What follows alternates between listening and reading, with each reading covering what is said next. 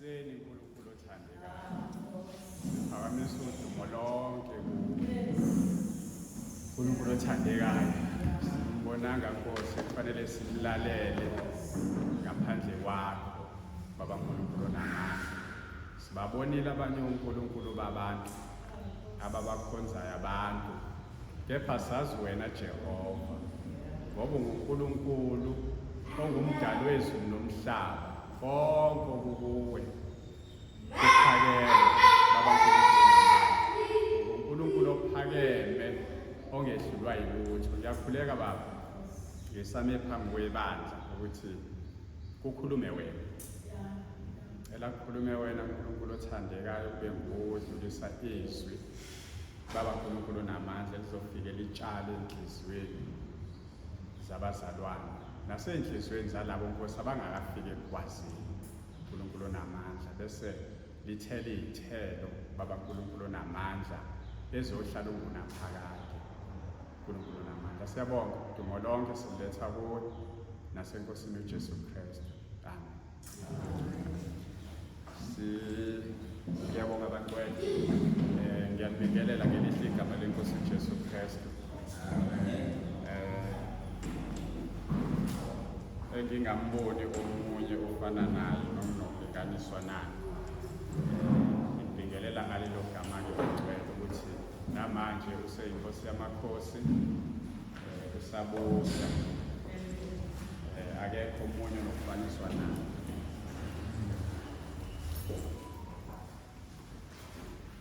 Ngesonto elidluleke bekuwu-Sunday school Christmas. Oh, by the way, Merry Christmas. Sangithi phela eSouth Africa. eSouth Africa ngazi kwenye indawo. uChristmas wakhona uqala ngomhla ka-1 December. Phela ngomhla ka-30 December. 30 nje usuyayeka ukuthi Happy Christmas. Mase qala u-1 January Happy New Year. Sizohamba ke no Happy New Year. Uyoze uphazanyiswa abantu abathi hawu lo nyaka nakho usuphela. Bese uyayeka ukuthi Happy New Year. Uyeke mabese njalo. Mabengakasho nje Happy New Year. Nango March Happy New Year. Thina ke la ama South African sinjalo siyambonga kakhulu uNkulunkulu. So bekuyi-isonto likaKhisimusi kwa-Sunday school. Kanti ngale leya sonto ngangikhulume ngesihloko esithi praise and worship. So ukupraise noma ukuphakamisa uNkulunkulu, ukukhuleka kuNkulunkulu, ukumdumisa nokukhuleka besiza naleso sihloko bazalwane. Ngithi-ke namhlanje ake siqhubeke kepha bese siyamdumisa. Sibheke yona uqobo lwayo indumiso. Singachazi indumiso kodwa bese sibheka yona uqobo lwayo indumiso. Shuthi simdumise sicule noma sikhuleke. Miningi imkhuleke khona la ezwini likaNkulunkulu. Ningi indumise khona la kodwa ngithe ake sithathe le eku-First Samuel indumiso. Sidumise ngayo. Sidumise kanye nalo nkosikazi. First Samuel chapter 2 verse 1 up to verse 10. Sidumise nalo nkosikazi. Kwezinye indawo kuyethiwe yiculo, kwezinye indawo kuyethiwa umkhuleko noma ngabe kuthiwa yinike bazalwane. Wayikhuleka lo nkosikazi. Funa sikhuleke naye, sihambe kanye naye. Ngesikhathi ekhuleka sibe ingxenye yomkhuleko naye. Sikhuleke kanye naye bazalwane. Cela omunye asifundele First Samuel chapter 2 ukuze sishesheni sihambe sithi nqambu. Sihambe entonjambili sodla inyama sogcoboza. Singahlali isikhathi eside. Ngiyadlala bazalwane. Uyathi unkosikazi mazosifika endlini athi inkinga yakho ukuthi fikuzisho zonke lezi zinto zakho bese ungasho ukuthi uyadlala. bangabona abantu ukuthi ijoke ngiyadlala bazalwane. Nami lo mbhedo ngathelelwa wona uchawe, nami wabheda uchawe wangiqeda nami ngase ngifana kahle kahle into zakhe asifundeni bangcwele. First Samuel chapter 2 verse 1 to 10.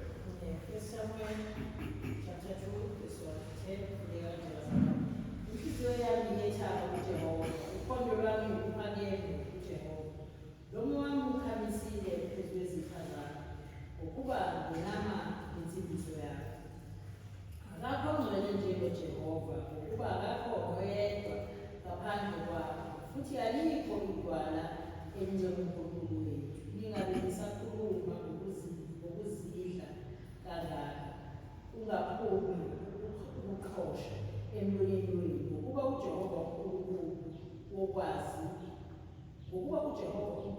wokwazi, izenzo zilinganiswa nguye.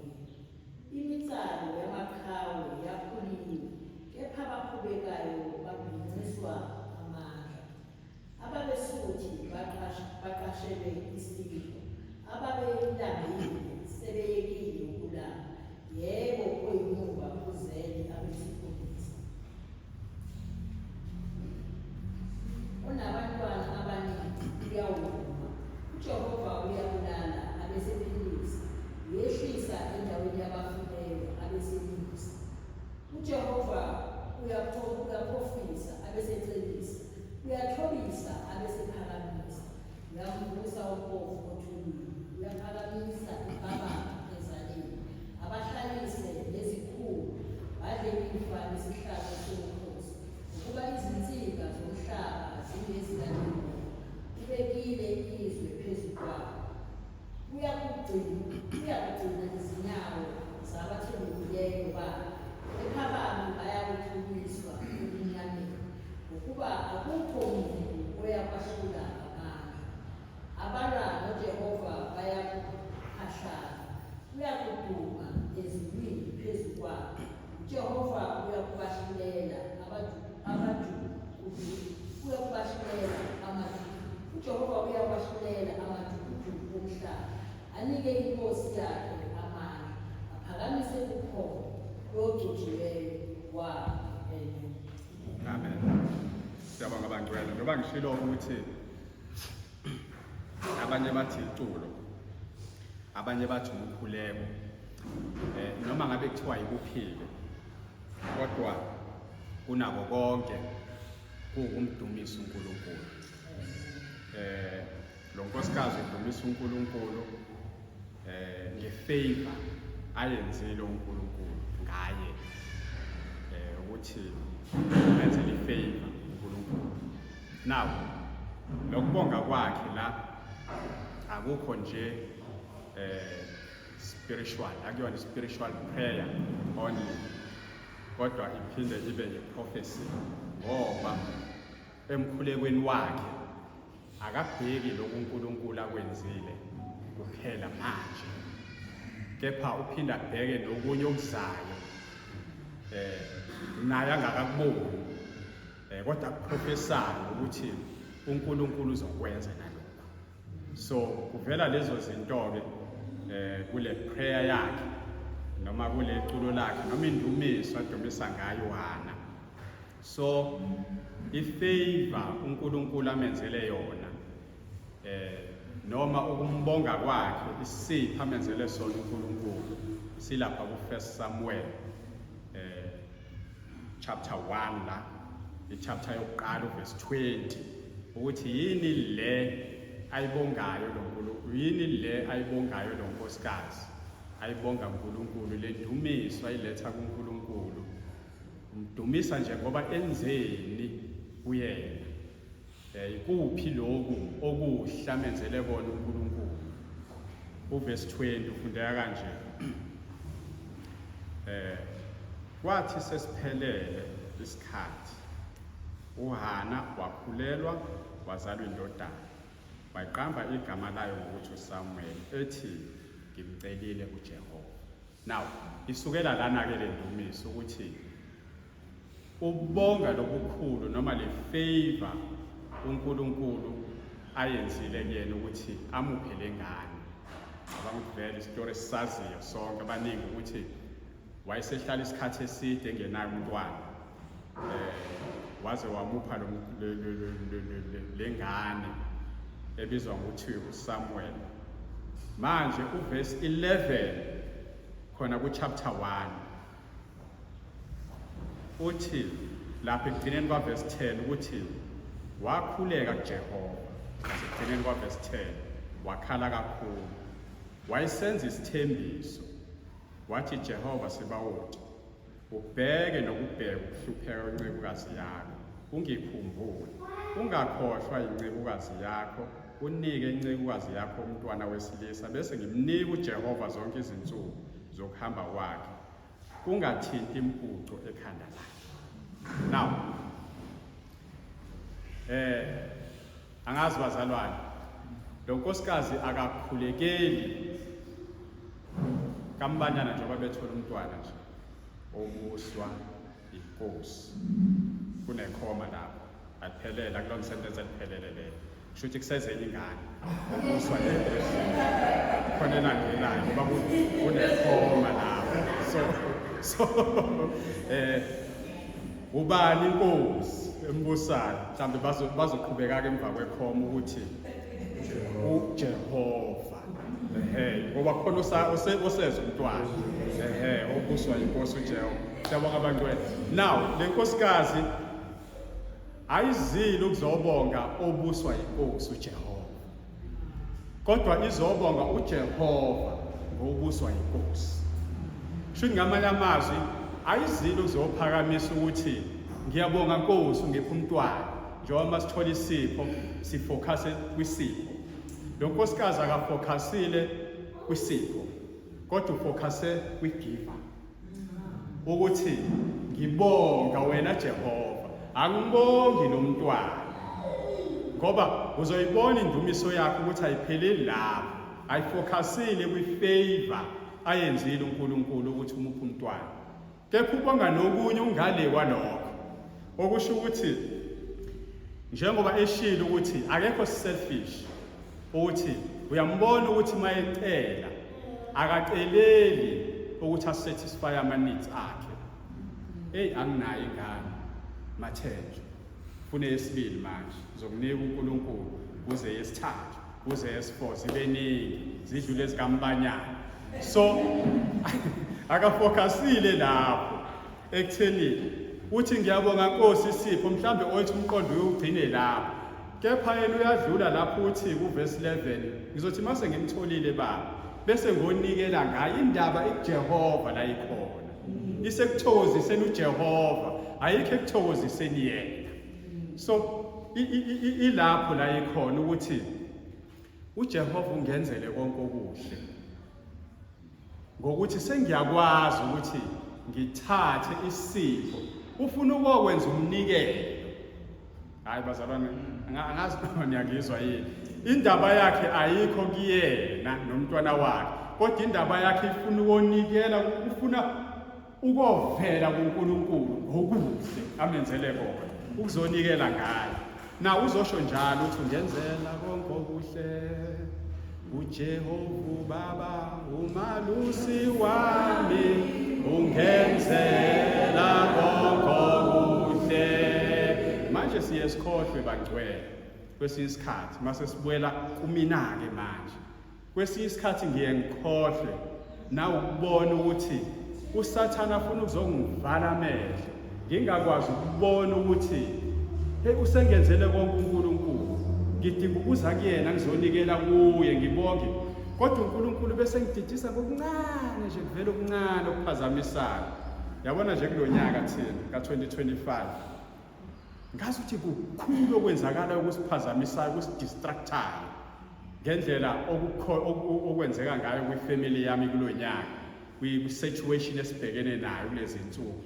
Kodwa umqondo wethu awukwazi ukubona ukuthi ayibo, this is a minor thing. Kahle kahle uNkulunkulu, kahle kahle uSathane ufuna ukusirobha ukuthi singafocus kuyena uNkulunkulu.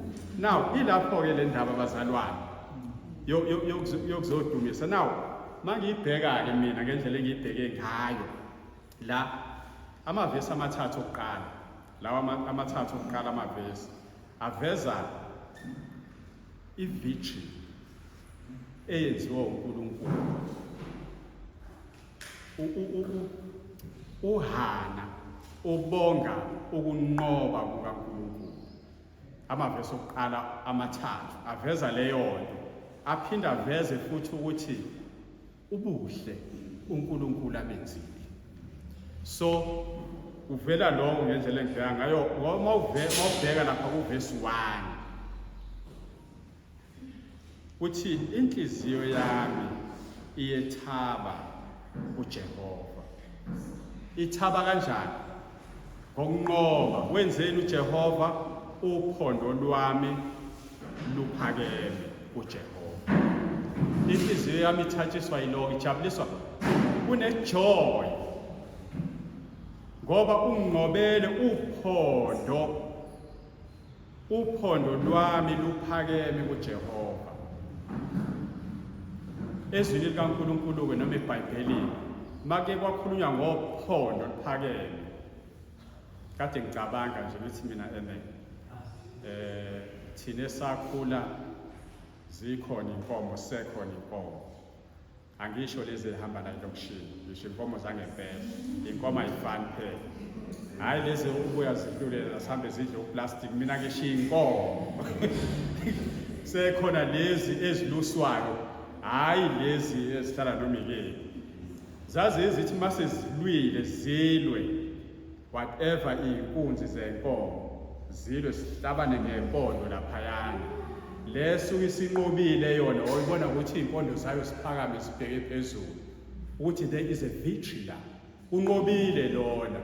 Laba babehluliwe empini ngesikhathi kuliwa zazingaphakami iy'mpondo zabo, kodwa ubona bethatha imsila yabo beyifaka ngaphakathi bebhekisa iy'mpondo zabo behambe beshonela. Manje ngicabangele leyo nto mina ukuthi makuthiwa uphondo lwami luphakeme, that is a victory.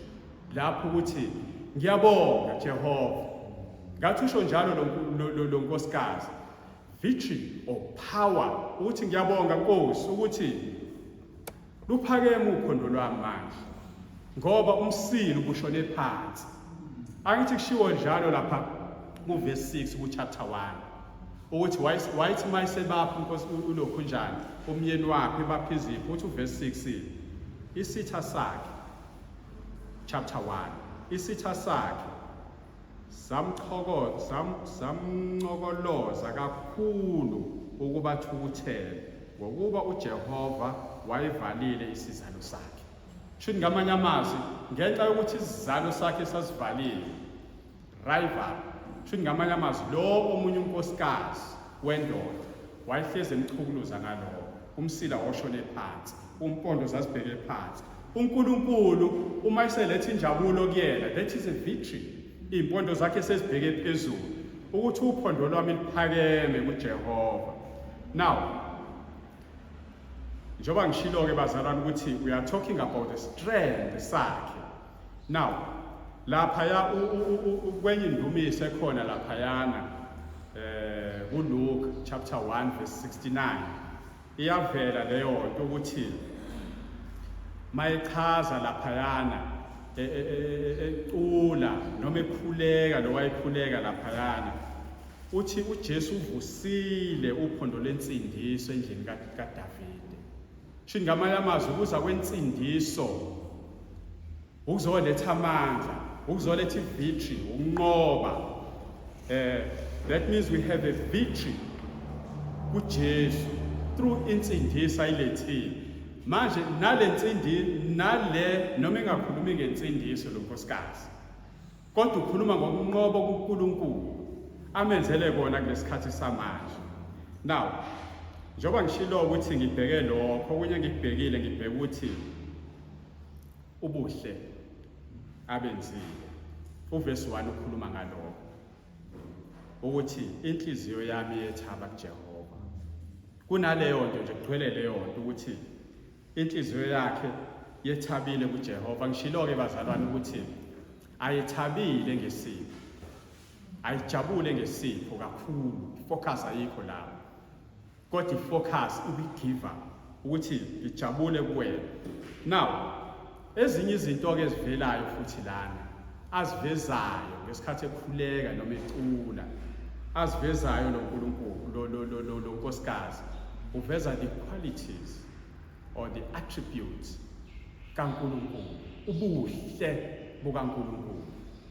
So last time kade ngibheka the characteristics of uNkulunkulu, ukuthi isimo sakhe uNkulunkulu. Now uthi mayekhuleka yena ezinye zezinto azivezayo la uveza the qualities zikaNkulunkulu azibonayo yena ukuthi akekho ngcwele njengawe Jehova. Verse 2, akekho ngcwele njenganawe. That is the attribute of uNkulunkulu. Akakho ongcwele njengoJehova, ngokuba akekho ngempela futhi ongcwele njengoJehova. Now iyavela kuyena leyo nto ukuthi ngendlela operator ngayo uJehova akamboni omunye onga-operator ngale ndlela. Ingakho nathi masiyesicule siyesisho ukuthi ungcwele, ungcwele, ungcwele uJehova. Ungcwele, ungcwele, ungcwele.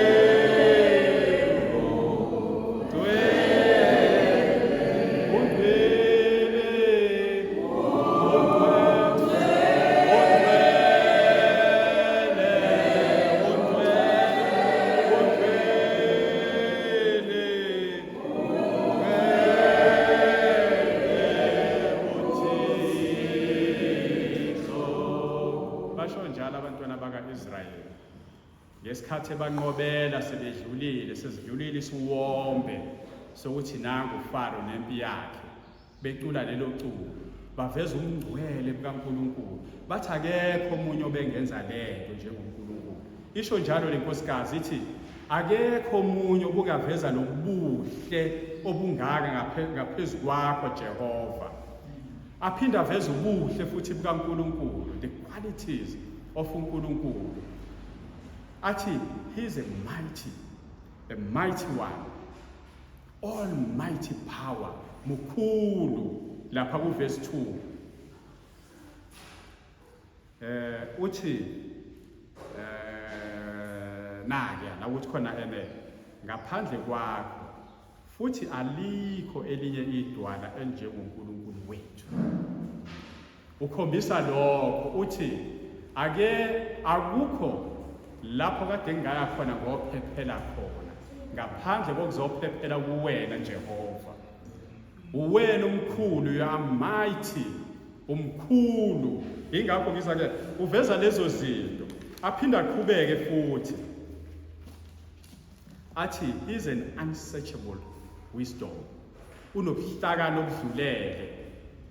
Mangicabanga indaba edwala ngakafika ebuhlakanini bakhe uJehova, ngicabanga uMoses ngesikhathi esethe uNkulunkulu Moses ngeke usakwazi ukufika eKhenana wena, kodwa uJoshua usezothatha aqhubeke nomsebenzi. Ikhona lapha uMoses uyabakhuthaza noma uyabamotivate abantwana bakaNkulunkulu, uqala ngoJoshua ukuthi ame aqine, encourage ume uqine ngoba wena usuzoqhubeka nalomsebenzi. Ubuya aqhubeka futhi kubantwana bakaIsrayeli, ukhuluma nabo ukuthi bangasuki edwaleni. Ngicela siyibhekeni bazalwane ngoba ngizoze ngisho ronke. Deuteronomy 32 verse 31. 32 verse 31 siyibhekeni.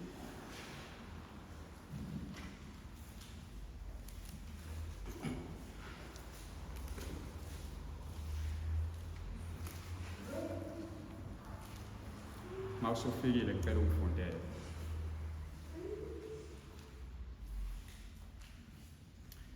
Ngokuba idwala labo izitha alinjengedwala lethu thina bakwaIsrayeli, nezitha zethu ziyakubona ukuthi idwala lethu alinjengedwala labo. Owethu uNkulunkulu uyaba encourage labazalwane noma labantwana bakaIsrayeli. Owethu uNkulunkulu akafani noNkulunkulu wabo. Bayobona futhi nabo ukuthi akafani noNkulunkulu wabo. Now iyangimangaza ke le ndaba ngoba before that uMoses wayebathumile wathi abayobheka eKhanani inhloli eningi majority zazo asikwazanga ukubona ubukhulu bukaNkulunkulu, kepha zabona abantu abakhulu eKhanani. Kodwa uJoshua mayesethuma inhloli ezibili sebesondela ukungena eKhanani ukuthi ziyobheka. Kwase kune information eyayihlukene nalezi inhloli ezazithunywe uMoses. Bayafika laba babili mabefika lapha kaRahabi bathi hayi asidlele lizwe, sibonile ukuthi uNkulunkulu unikele kuthina lelizwe, asidlele. Manje ngenxa yokuthi mayibaxoxela lo nkosikazi lo Rahabi ababehleli kahle ngesikhathi behleli bexoxa, uyasho ukuthi hey labantu bala eKhanani bathe bazwile ngoNkulunkulu wakaIsrayeli owomisa ulwandle olubomvu kwasuka amanzi kwaba umhlabathi. Bayaqhaqhazela bayavela. Manje ukhuluma ngaleyo nto ke lana ukuthi bazobona ukuthi elinye idwala lingaphezulu kwedwala labo kwawaba amadwala abawakhonzayo. Now zibone izithu ukuthi uveza lokho lo nkosikazi ukuthi ubuka lobo buhle ukuthi hayi ngisendaweni wrong, ngisendaweni right, ngifihleke endaweni right la ngikhona. Now okunye njengoba ngishilo bazalwane akubhekile ubheka ukuthi mayembheka uthi he is unsearchable wisdom, unokuhlakana okuyisimanga lo nkulunkulu lapha yakuverse 3 ngasekugcineni ngokuba uJehova ungunkulunkulu wokwazi, uyazi konke, wazi konke ngami, wazi konke ngawe uJehova. Bese ethi ekugcineni lapha kuverse 3 izenzo zilinganiswa nguye, uyena okwazi ukulinganisa izenzo zomuntu. Manje bengeke ngamdumisa kanjani lo Jehova? Now ilezo zinto ke ezivelile. Now ngaphandle kwalokho mayibheka lama qualities noma lobuhle bukaNkulunkulu, mina nawe ikhona nenye indawo la singayoba khona comfort khona, singayohlala khona sibe comfortable khona. Now umbheka njengoNkulunkulu angakwazi ukuthi amthembe ukuthi ngingasuka la kube yiyona ndawo engafike ngiphephele kuyona. Ubheka the comfort angaba kuyona ngokubuka lo nkulunkulu. Yingakho engasabi lapha verse 1 ukuthi my heart rejoice in the Lord. Nginesiqiniseko sokuthi la inhliziyo yami la engathaba khona kulo Jehova. Ayikho enye indawo engiprotecteke kuyona enganginika injabulo njengale ndawo. Ingakho ngijabula la ngicomfortable khona ngokuveza lama qualities akhe noma lobuhle bakhe lo muntu. Angikwazi ukuthi mangihleli lana ngibe into edumele. Lono nje nongcwele nobuhle obungaka ungenza ngibe nale njabulo, ngiyethaba kuyena lo Jehova. Now kuvela leyo nto njoba ngishilo ke bazalwane ukuthi angithabi kulo Jehova ngoba engenzela ifavor yokuthi anginike umntwana kuphela, kepha ngithaba kulo Jehova ngoba enguJehova. Aphinda aqhubeke futhi lapha yana ukuthi lapha ngasekugcineni kwa verse 1 ngokuba ngenama ngensindiso yakhe, ngokuba ngenama ngensindiso yakhe.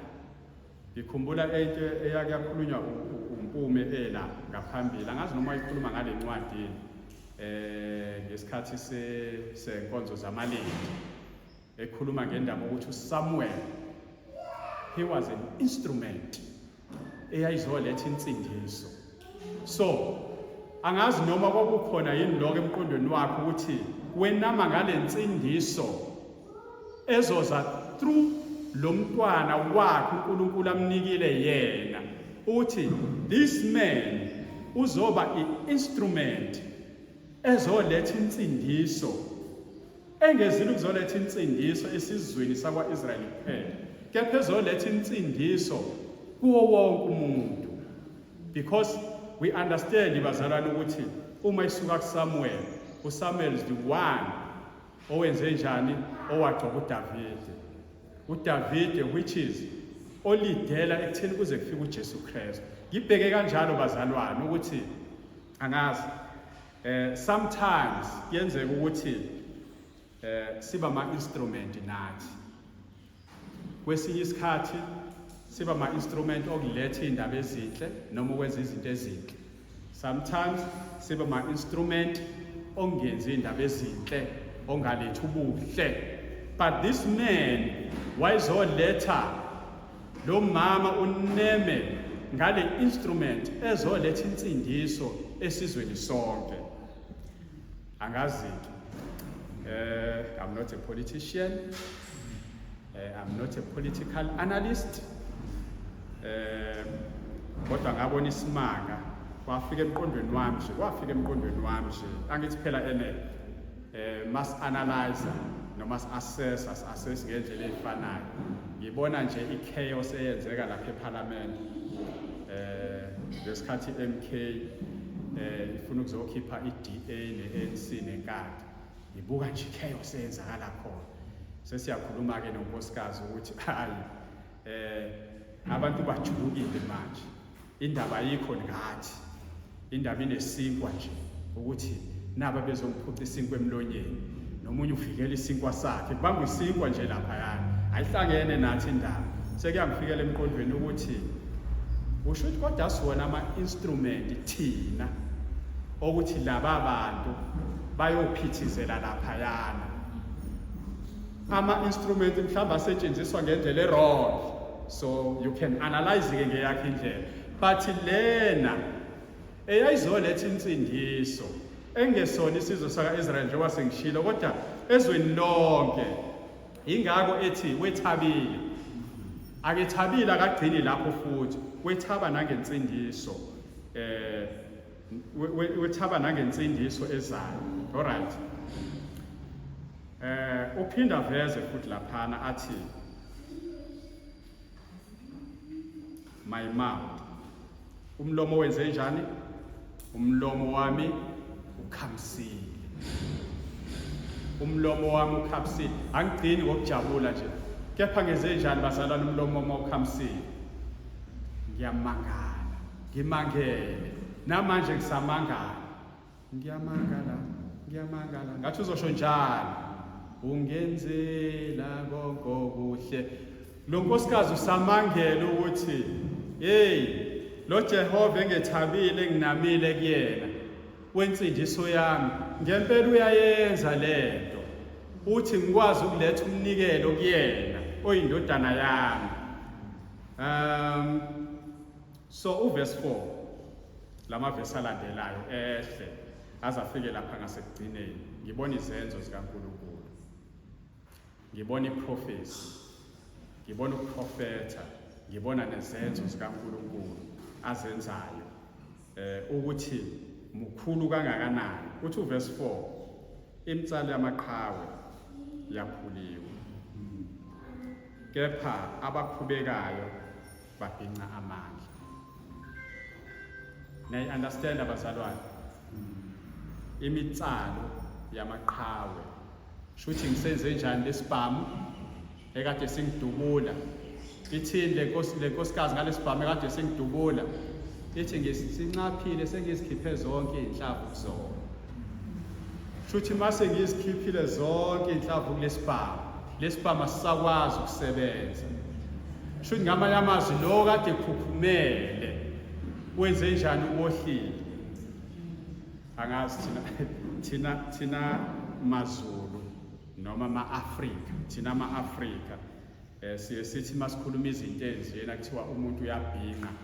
Mayitshela iqiniso umuntu ukuthi mayitshela iqiniso nje kuthiwa hayi ungamtsheli kanjalo usuyambhinqa manje. kodwa wayekhuluma iqiniso ukuthi you are powerless manje. Imina esenginamandla, uNkulunkulu ungenze ngaba namandla, wena usenawo amandla la kade unawo. So ikhuluma ngaleyo nto la ukuthi the fortune, uNkulunkulu reverse the fortune. Lo okade enako usemenze wangaba nawo waba weak, lo kade weak waba strong. Now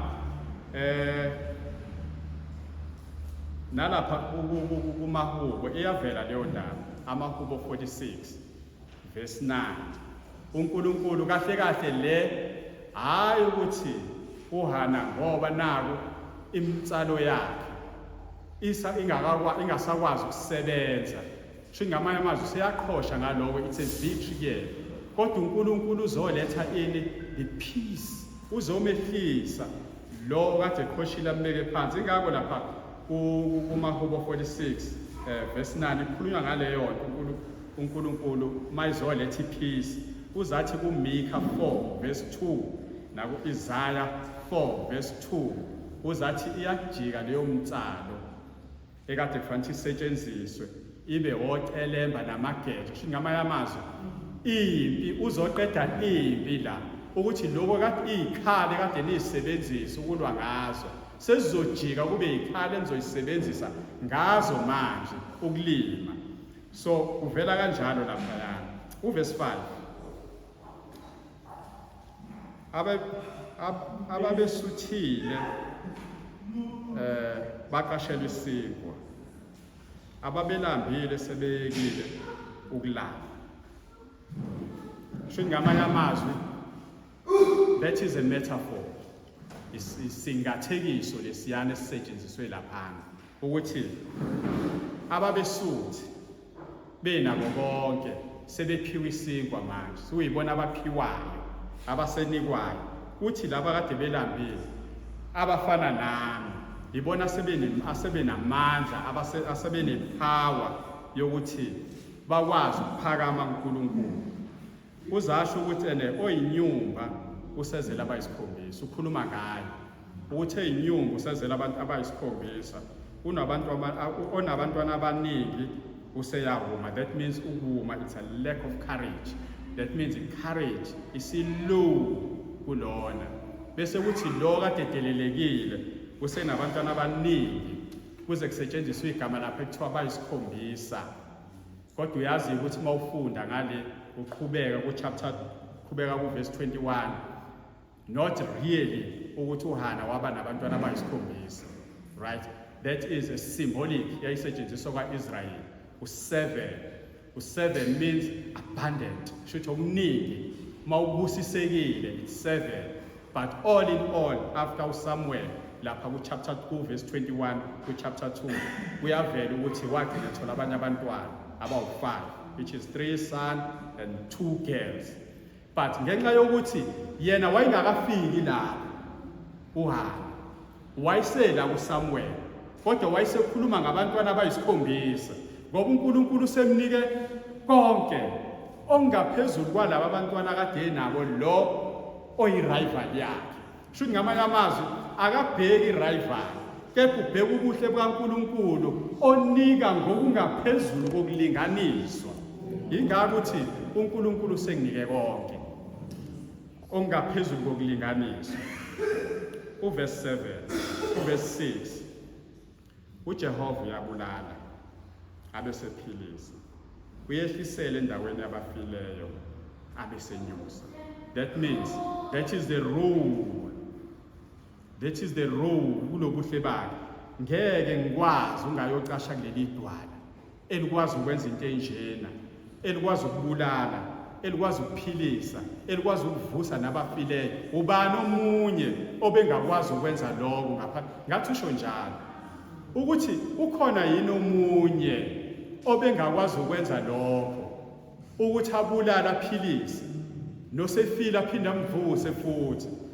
Usho njalo uPaul mayikhuluma nebandla laseKorinte, uthi hey ngiyambuka ngazi ukuthi wayekhala, uthi hey ngenxa yokusafarisha okwabakhona ngesikhathi ngisuke eAsia ngakhathala kodwa sengiyasamarize nje bazalwane, kodwa into eyangimisa ngaba nethemba kuNkulunkulu ovusa abafileyo.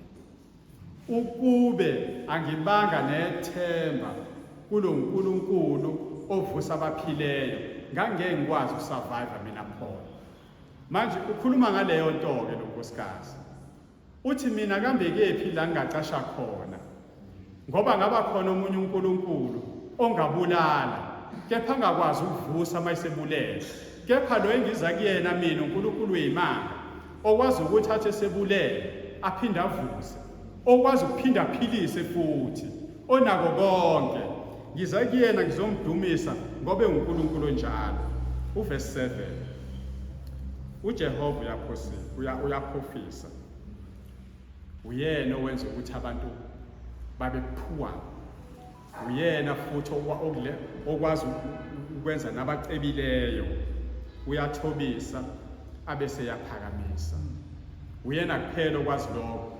Kuthi laba kade bengenalo abeze bacebe babe rich. Bangabe rich in terms of money. Hayi mina ngibuke kanjalo. Bangabe rich in terms of money. Bangabe rich in terms of izinto ezithintekayo. Kepha babe nako konke ngokuba banayo. Ngoba yena uyena o-rich onika ingcebo nabo bonke ubuhle bengcebo. Uyena futhi ongenza ukuthi abantu babe phuwa. Compare ukuthi uNkulunkulu umenzelephi. Ngokwakhe she was poor but now she's rich. uNkulunkulu okwazi ukwenza lokho. Ingakho uJames ayasho njalo. Athi zithobeni ebusweni benkosi khona izokuniphakamisa. Uyena kuphela ongakwazi ukuthi asiphakamise. Akekho omunye ongakwazi ukusiphakamisa. Uverse 8. Uyanyusa umpofu othulile. Uyanyusa umpofu othulile.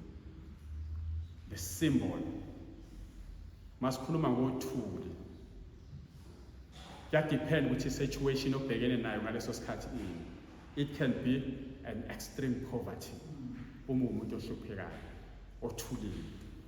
It can mawuswele noma empty engekho uNkulunkulu kuwena. It can be loneliness. Uma usezingeni eliphansi ubukelwa phansi, it can be loneliness. Usezingeni eliphansi uyakususa uJehova, uyamvusa osothulile, vusa umpofu othulile. Abesebenze njani? Aphakamise nani? Nempabanga ezaleni. Aphakamise impabanga ezaleni. Shuthi ngamanye amazwi izala lapha ekhaya nje mawucabanga izala, it's unfortunate asenawo kamazala manje. Thina sihlala emalokishini, thina sihlala emakhaya, fortunately sisenalo izala. Ikhona into enhle ke bekhona ezaleni. Ezaleni ikhona nje into oyifice ekuthiwa khona into enhle ezaleni. Cha. Ayikho into enhle ezaleni. Ezaleni ikulapha khona wonke udoti. Abalazi izala sikwezi. Abalazi izala. Eshbani, nina nikhuluma English, is an ash heap. Ngamanye amazwi la sichitha khona noma la silahla khona. So la silahla khona vele ayikazi itholakala into enhle khona. Kutholakala yonke into filthy engcolile. Mawusezaleni, your esteem is low. Ngoba mina angilutho, shame, rejection. Mase ifile nje ifile TV yezaleni. Ngeke iphinde ibuye iTV kuthiwa ngelinye ilanga yalanda iTV ezaleni ezobe kwendlini. Kodwa ukhuluma ngaleyo nto. Uthi ulanda iTV ezaleni iphile endlini. Kathi sifile. Ukwenze njani? Uyayiphakamisa impabanga, isuse phezaleni la kade ilahlwe khona. Yini impabanga lapha ku-English? Kuthiwa yini impabanga lapha ku-English? Okay, kuthiwani-ke lapha eBhayibhelini lakho le-English? A needy. Ngiyalithanda lelo gama. A needy. Akalandi into engcolile ezaleni engekho needy. Uhamba yolanda into enidi eshoyo ephakamisayo ukuthi ngiyafuna ukusuka ezaleni. Ngathi usho njalo lo nkosikazi. Akalandi noma yiphi. Ungezwa ama-motivational speaker motivator. uNkulunkulu angakulanda la ukhona. Esho wena ungafuni ukusuka la ukhona. Kodwa manje lo nkosikazi ukhuluma ngaleyo nto. Uthi uyoyilanda leyo nto, the needy. Efunayo, edingayo, ukuze azoyihlalisaphi, azoyihlalisa namakhosi. Akazile uzolanda le lapha engafuni ukuzoyihlalisa namakhosi. Uzolanda efunayo, bese ezoyihlalisa namakhosi. Impabanga. Now, ayihlalise nezikhulu. Sho ngamanye amazwi, your status. Angithi sikhulume ngokuthi, when we are talking about ukuthi usothulile. Abantu bathi mabedlula kwena bathi shame. Usezingeni eliphansi, ubukeleka phansi. Uyakuthatha khona lapha kuthintithe uNkulunkulu, khona lapha ezaleni. I-status sakho sinyuke, ayokuhlalisa namakhosi. Honor.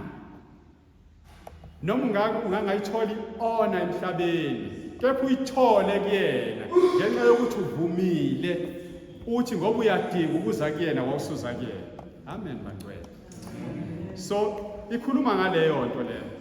Now, badle ifa lesihlalo sobukhosi. Bese thi ngokuba izinsika zomhlaba zingezika Jehova. Uyayizwa leyo ukuthi akekho omunye ongathatha impabanga ezaleni.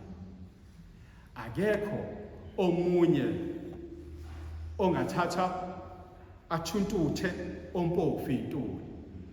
uJehova ngoba unamandla, amandla akhe izinsika zomhlaba zingezakho Jehova.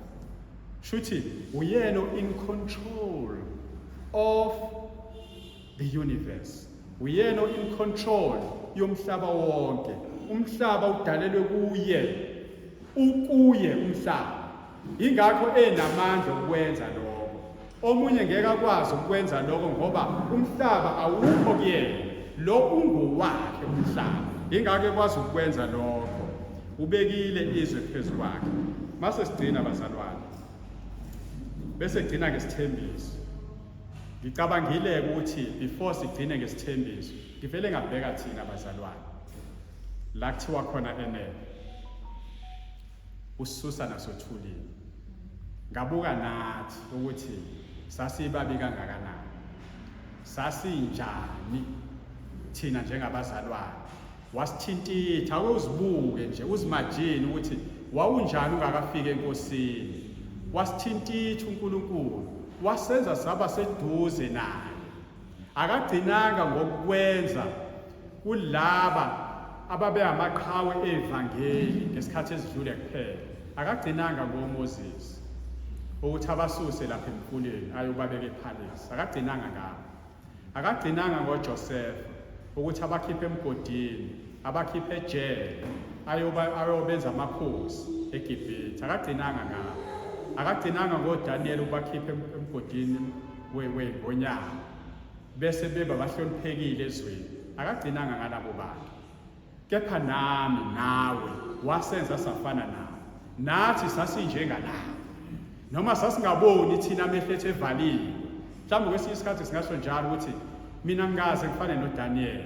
Angikaze ngibhekane nomzimo ofana nobaDaniel ngoba amehlo ama evalekile ngingaboni. Kepha uNkulunkulu wayesibona kanjalo yena. Wasikhipha la sasikhona.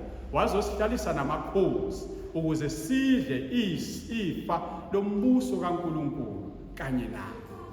So that is a prophecy eqhamuka from this lady noma kulo nkosikazi. Uverse 9 uyagcina izinyawo zabathembekileyo bakhe.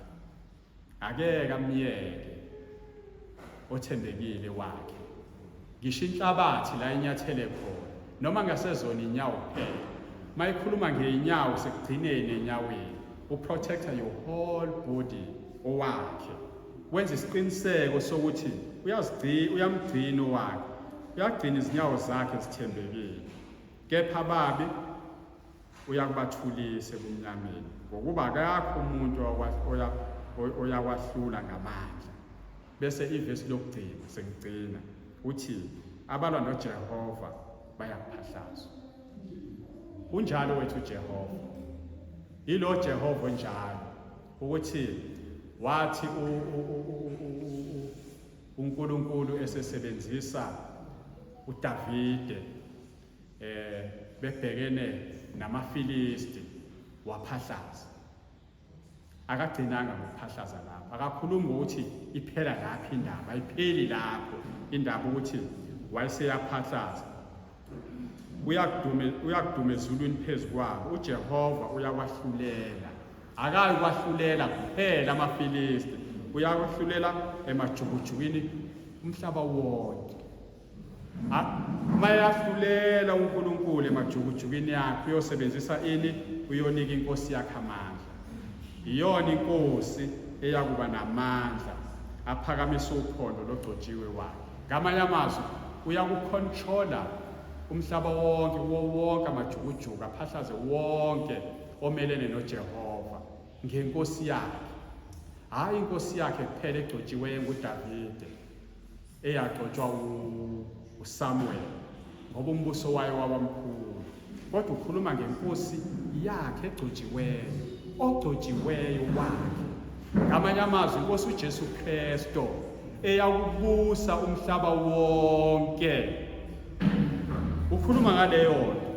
nto ukuthi mayikhuluma ngokuthi aphakamisa uphondo logcotshiweyo wakhe ngamanye amazwi the victory for the anointed one ogcotshiweyo wakhe uJesu Kristo Lord now ukhuluma ngaleyo nto ke le prayer ingakho ngithe ake sikhuleke naye simbuke bazalwane ukuthi akuyena uNkulunkulu wethu la khuluma ngayo akuyena uNkulunkulu osenhlizweni yakho kusenhliziyo yakho lekhulunywa ngayo bengibuke kanjalo bazalwane ukuthi uma ngabe ngeyena lo uNkulunkulu wami nawe ukhona yini omunye uNkulunkulu ongenza lokho ukhona yini likhona yini elinye ithemba esingaba kulona kukhona yini elinye idwala esingacasha kulona kukhona la singaphephela khona ikhona yini injabulo la engaba khona ngaphandle ukuthi sibe kule njabulo uJesu Kristo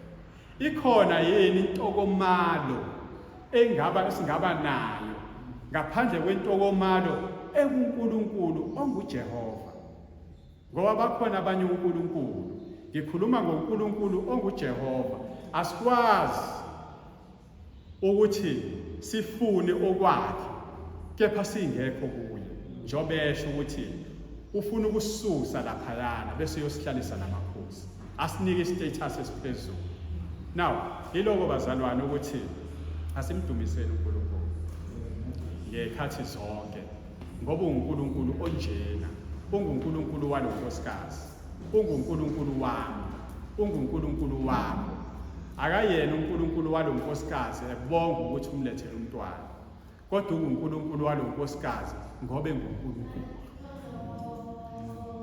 akukho la kuvela khona ukuthi lo nkosikazi khona la kamdawutha khona uNkulunkulu akukho la kuvela khona lo nkosikazi ukuthi kwaba khona into ethi uma Nkosi ungakuniki lo mntwana ngizoyeka ukukukhonza kwakukhona ukumkhonza kodwa wakuhamba phambili ukuthi wayefuna ukuzoletha umnikelo kuNkulunkulu ngalo mntwana inkosi yomusa mayibonke bagcwele umkhuleko unamandla